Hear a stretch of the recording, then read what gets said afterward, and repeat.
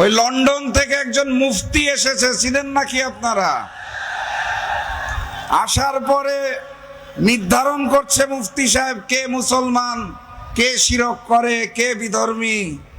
আমি দেখলাম উনি ওনার বক্তব্যে বদরের যুদ্ধে হযরত আয়েশার নাম বর্ণনা করলেন, উনি নাকি যুদ্ধ করেছেন। লন্ডন থেকে এসে মুফতি সাহেব রাজনৈতিক ইতিহাস পরিবর্তন করতে চায়। লন্ডন থেকে এসে মুফতি সাহেব বাংলাদেশের ইতিহাসকে বিকৃত করতে চায়। উনি বলতে চায় 16 বছর জামাত শিবিরকে মাঠে দেখতে পায় নাই। উনি 71-এর ইতিহাস পরিবর্তন করতে চায়। বাংলাদেশের ইতিহাস পরিবর্তন করতে করতে উনি এখন ইসলামের ইতিহাস পরিবর্তন করতে চায়। এই লন্ডনের মুফতি আর তার হাতে সৃষ্ট নতুন জালেম বিএনপিকে আগামী 12 তারিখ আমরা লাল কার্ড দেখাবো ইনশাআল্লাহ। 12 তারিখ গণভোটে হাকে জয়যুক্ত করতে হবে। চাঁপাইনবাবগঞ্জের 3টি আসনে 3-0 গোলে বিজয়ী হতে হবে।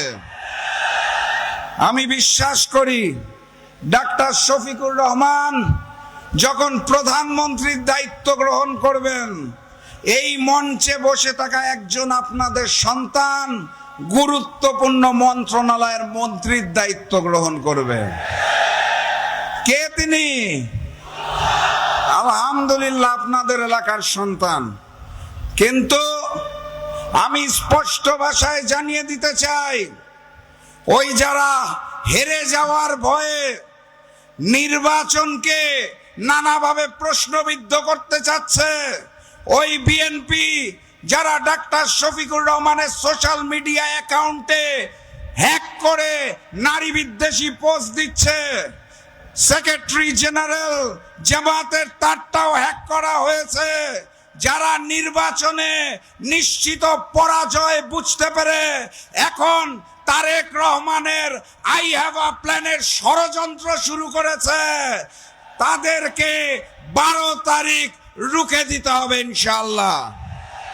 11 তারিখ রাত থেকে 12 তারিখ ফলাফল ঘোষণার আগ পর্যন্ত প্রত্যেকটা ভোট কেন্দ্র পাহারা দিতে হবে।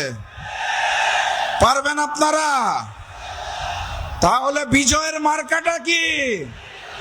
আরো জোরে জিতবে ইনশাআল্লাহ। সর্বশেষ কথা বলে বক্তব্য শেষ করব।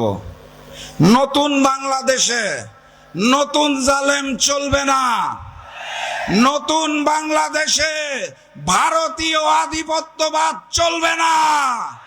নতুন বাংলাদেশ হবে ঐক্যবদ্ধ বাংলাদেশ, ইসলামের বাংলাদেশ, কুরআনের বাংলাদেশ, মানবিক বাংলাদেশ, যেখানে হিন্দু মুসলমান সকলে মিলে আমরা নতুন বাংলাদেশ গড়ে তুলব। প্রস্তুত আছেন?